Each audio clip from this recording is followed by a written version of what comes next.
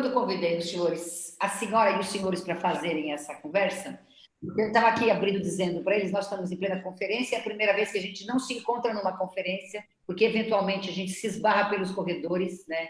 Tá sendo muito esquisito, na verdade, né? Uma conferência que é virtual pela primeira vez.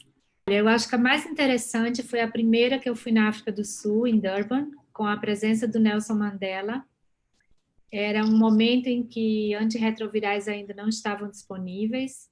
Aliás, bem lembrado, o presidente do país, o Thabo Mbeki, negava e tinha toda uma campanha também acientífica, né, dizendo que o HIV não era o causador da AIDS. E as mulheres sul-africanas marcharam pelas ruas de Durban, entraram naquele ginásio. Foi uma coisa muito emocionante e muito forte. Eu comecei aí em 92, em Amsterdã, e depois eu não fui direto a todas as conferências. E as conferências que mais me impactaram, primeiro, a que mais eu senti, vamos dizer assim, eu vivi, e que não foi fácil, foi Toronto, em 2006, porque eu era co-chair foi a minha experiência como co-chair de um track, né, de um grupo do track de ciências sociais. E, bom, foi quando eu me deparei muito fortemente com as visões, né, do que é de ser do movimento social do Brasil, de não ser de fala inglesa e no meio de cientistas de todo o poder biomédico também, né, da própria indústria, enfim. Então, a gente sente a diferença, né? Sente a dificuldade. Foi uma conferência também muito marcada pelo avanço do papel das empresas, indústrias. Outro dia, a Alessandra Nilo estava conosco aqui, ela falou, olha, parece que a gente está vivendo um momento de uma ficção científica, né? E a cada dia nós temos um desafio nessa ficção científica que estamos vivendo. Só um pouquinho, Jorge. A primeira coisa que assusta é a gente, no meio de uma pandemia, como o Jorge trouxe, um único país do mundo comprar 90% da medicação, né? Que, segundo as pesquisas, segundo a situação, traz algum efeito, né? Então, eu queria trazer para a nossa conversa exatamente isso, né? Hoje nós temos duas notícias interessantes para a gente conversar. A primeira notícia é a pesquisa do Dr. Ricardo Dias, a mídia toda brasileira. Eu acho interessante, nós já tínhamos dado, as meninas lembraram que nós já tínhamos dado essa notícia no domingo, mas hoje foi o dia que todo mundo deu, então a gente tem que dar de novo, repercutir, etc. e tal, né? A pesquisa do Dr. Ricardo Dias, informando aí que o coquetel de medicamentos eliminou o HIV em um paciente. Eram seis grupos e tinha um grupo que recebia tudo, mas não é só a intervenção, não é só antirretroviral. É antirretroviral, e um remédio chamado Borinostat, e a vitamina D3, e a uranofina, que é um remédio, acho que para reumatismo, e depois uma autovacina, porque é uma vacina feita para cada pessoa, para educar as células dendríticas a reconhecer e eliminar, para poder eliminar o HIV. Então, era todos esses seis grupos. Agora, a única coisa que eu vi é que falava de um paciente que está por 17 meses sem tratamento, mas não sei. Também li, por outro lado, que ainda não tinham retirado os tratamentos. Agora, se for só 17 meses, eu acho promissor, mas é muito prematuro dizer que está curado. Primeiro isso. Segundo, eu não vi quais são os dados de... tudo bem, pode dar o teste negativo, mas também tem outros tecidos onde tem que ser realizados os testes. Não vi nenhum dado sobre isso. Imagino que o Ricardo, que é uma pessoa rigorosíssima, debater tudo isso, mas não sei onde que, se já foi publicado, etc. Então, acho promissor. Eu acho que não é uma coisa certamente para fazer em escala, porque aquela história da autovacina é brabo, né? É complicado, mas é muito interessante. A gente fica assim, não sabe até que ponto é tão promissor. Por outro lado, é legal, eu acho, né? Não é uma notícia ruim, talvez é uma notícia encorajadora para manter essa questão da cura na agenda, né? da resposta à AIDS, mostrar que é um horizonte possível, né? E esperando que seja um estímulo para que investidores, né, como governos, instituições filantrópicas, instituições de pesquisa, continuem investindo, continuem realizando estudos na questão de vacinas. Eu queria avisar para todo mundo que está acontecendo também a conferência HIV 2020, porque esta conferência, que ia ser em São Francisco, eu me lembro que na conferência passada em Amsterdã, vários ativistas dos Estados Unidos falaram para a gente não ir lá, porque podia ter problemas com os vistos, que muitas pessoas, muitos iam ser barrados, porque o Trump impede a entrada de cidadãos de certos países. Então, se formou essa conferência organizada pela comunidade. Mas alguns estudos estão informando aí que a PrEP injetável tem oferecido mais eficácia, uma eficácia superior à PrEP oral. Um ensaio clínico que foi feito. É um dos destaques que a Thalita trouxe para nós. A Thalita e a Jéssica trouxeram para nós na agência. Vocês chegaram a olhar isso, não? Eu assisti a 2 sessões sobre pessoas trans, e numa delas a questão do uso de PrEP em pessoas trans, pelo Bob Grant, e ele comentou sobre a questão da PrEP injetável como sendo uma alternativa que estava apresentando resultados melhores, promissores, mais estáveis, no sentido de falar que uma das questões que a população trans tinha, nas mulheres trans nos primeiros ensaios com PrEP, que se não teve uma boa adesão, a resposta não foi tão boa. Ele fez um estudo agora mostrando que não há interação entre o uso de hormônios e a concentração de PrEP, nem prejudica a proteção para a infecção por HIV, nem prejudica o desempenho dos hormônios, então é uma boa notícia para a população trans. Mas no meio ele comentou sobre isso, né, que também era muito promissor agora os resultados com cabotegravir. Eu vi uma pequena pesquisa sobre prós e contras do ponto de vista dos usuários. Essa é uma coisa. A outra é que a PrEP é para pessoas sem HIV. E, como esse medicamento é de longa duração, se alguma hora uma pessoa que está tomando isso quiser cair fora e não fazer mais uso desse medicamento, não vai ter que continuar em PrEP, mas vai ter que passar para a PrEP oral. Por quê? Porque como o medicamento injetável, por isso mesmo que dura 2 meses, para você eliminar completamente do seu organismo, vai levar muito tempo, então você vai ter remédio suficiente, se você não fizer mais nada, você vai ter remédio insuficiente no seu corpo para prevenir a infecção pelo HIV, mas suficiente para desenvolver resistência a esse medicamento e provavelmente a medicamentos outros da mesma família.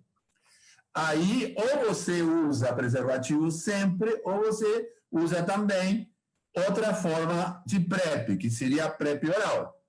Tem que levar isso em conta, que é muito diferente para uma pessoa com HIV. Para uma pessoa com HIV, vai ter, por enquanto, tratamento pelo resto da vida. Então, se ela sair desse tratamento, vai passar para outro. Então, esse é o tema sobre o qual, até agora, eu não vi muita discussão, mas havia no início da pesquisa. A história tem mostrado que nós não temos conseguido alcançar as metas como se fossem resultados assim, obrigatórios, né? As doenças estão aí, a sífilis mesmo é um caso, né? Quantas na história, a própria tuberculose já passou por metas, a sífilis que tem medicamento e a gente vê em forma epidêmica. Então, eu não sei se é legal trabalhar com metas, mas eu acho que não são metas apenas epidemiológicas, né? Eu acho que a gente tem que estabelecer também, eu acredito muito que epidemias e pandemias existem porque elas têm fatores estruturais, elas não são simplesmente fenômenos da natureza, elas também são fenômenos econômicos, sociais e políticos, né? E, portanto, elas têm seus determinantes sociais, que no Brasil a gente tem uma vasta literatura sobre isso, temos os determinantes políticos das epidemias, e a gente tem que trabalhar em cima disso, né? Enquanto nós não acabarmos com ou enfrentarmos seriamente os determinantes sociais, questão de renda, classe, status, raça, gênero, né? Acho que esses são os determinantes sociais clássicos da literatura de saúde pública. Os determinantes políticos, né? Legislações complicadas, violência policial, enfim, o não apoio a um SUS, por exemplo, a criação de uma EC 95, enquanto a gente não enfrentar esses dados, esses determinantes, eu acho que a gente não avança com nenhuma epidemia, nem com a AIDS, nem acho que fica difícil. 2030 vai ficar cada vez mais distante se não enfrentarmos isso, né? Esses determinantes. Então, é isso que eu tenho que dizer. E a gente só faz isso como? Com mobilização, com participação, com solidariedade. Não estou falando solidariedade, é poder se manifestar, é poder se manifestar junto, é fazer alianças, é fazer pontes, né? É disso que a gente está falando. Se nós não trabalharmos politicamente nesse sentido, a gente não avança. Nesse sentido, eu acho que a pandemia de Covid ela compete, né, por recursos humanos e materiais em esforços globais dessa monta. Eu acho que antes, na questão anterior, o Veriano comentava sobre a situação do Rio e a Maria Clara, num programa que nós participamos com a Abrasco, o Veriano e a Maria Clara, comentou sobre em quantos municípios, numa pesquisa que o programa fez, havia sido deslocado pessoas dos ambulatórios especializados em HIV/AIDS para atender Covid, né? Em que percentual isso aconteceu e em quantos municípios? Porque municípios menores, por exemplo, não tem muita gente com especialidade em infectologia. Alguém que é requerido agora para cuidar de Covid full time, as equipes estariam, digamos, desfalcando os serviços de atenção a doenças crônicas como o HIV/AIDS.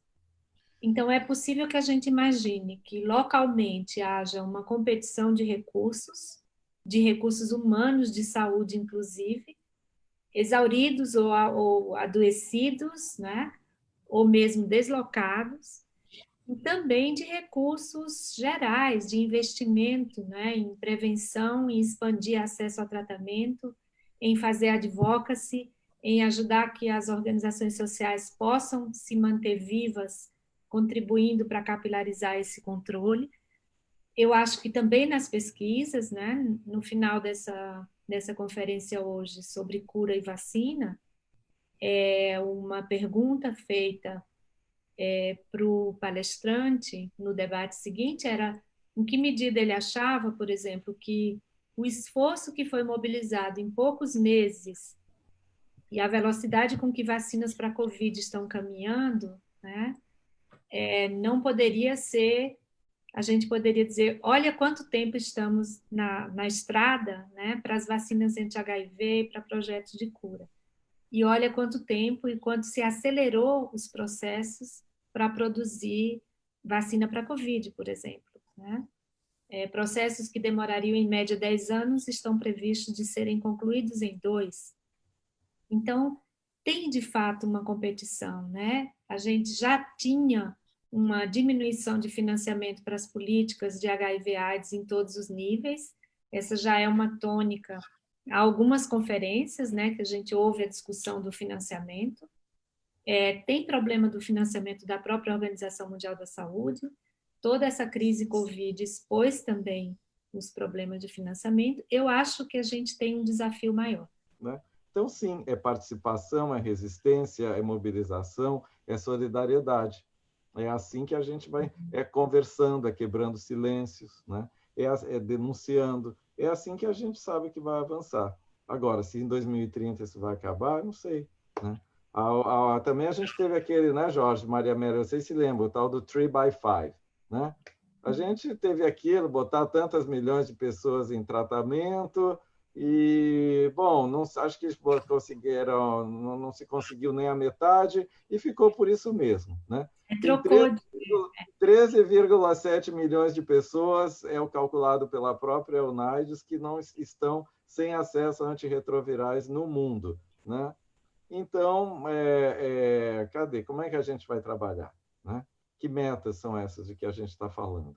A gente tem ainda eles falando como é que tu acaba com epidemias, propondo sistemas de saúde como o CUS, com cobertura única universal. Né? Qual é o mínimo de um pacote, como eles chamam nessa linguagem absurda? Qual é o pacote mínimo com que se enfrenta uma epidemia como a Covid? É possível fixar um pacote mínimo para enfrentar uma Covid? Tu precisa de tomografia, precisa de fisioterapia, precisa de intensivista, de prevenção, de psicólogo, de fisioterapeuta, de polícia, vigilância epidemiológica, de testes, de um mundo de coisas que não pode se reduzir a um pacote básico de cobertura que todos vão ter direitos. Não existe. Acho que a grande lição que a Covid está colocando é isso. Tem que ter sistema universal de saúde. Né? Tem que ter sistema único com as características de integralidade, equidade, universalidade. É isso. Olha, é como cantava o Beto Guedes, a lição nós sabemos de cor, só nos falta aprender. É isso. Oxalá possamos... Vamos à luta, seguimos na luta, não tem outro caminho. Veriano, muito obrigada. Saúde para você, muito obrigada. Jorge Belocchi, muito obrigada, saúde. Maria Amélia, muito obrigada, saúde. Obrigada a você e a agência AIDS.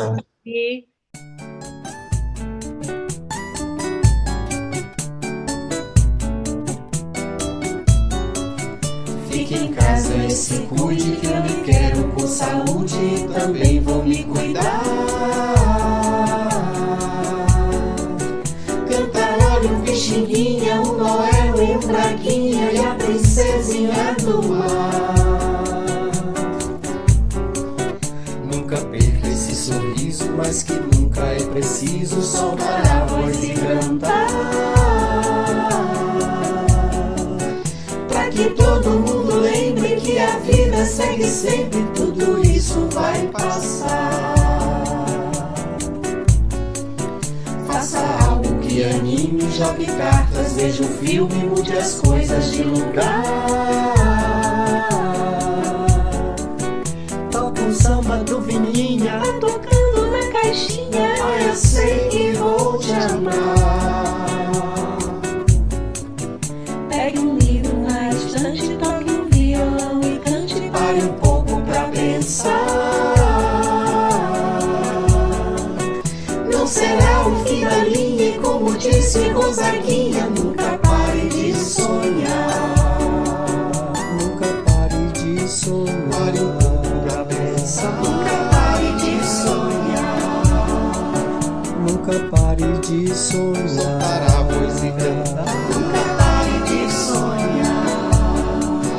Nunca pare de sonhar. Pare um pouco pra pensar. Nunca